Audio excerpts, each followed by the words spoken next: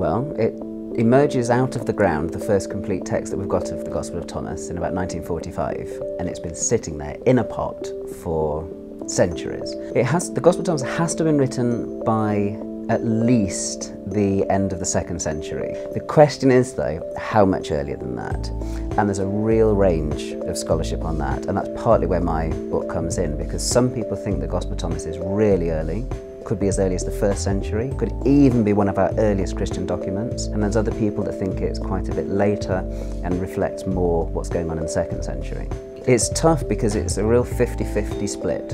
You've got about half of the whole scholarly world says the Gospel of Thomas is independent, it's early, and therefore hugely valuable for getting some sort of insight into what the early decades of the Christian faith were like. And then you've got another 50% or so of scholars who think that the Gospel of Thomas is dependent on the Synoptic Gospels.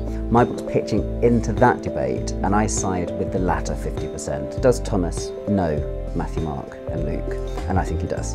And I think there are little points where you can see the fingerprints in the text.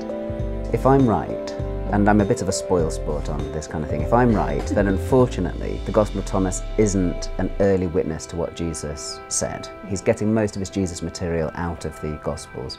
And on a certain level, I've got to be honest and say that's disappointing. But I think once we've got over that disappointment, we do find that it has all sorts of interesting things to say.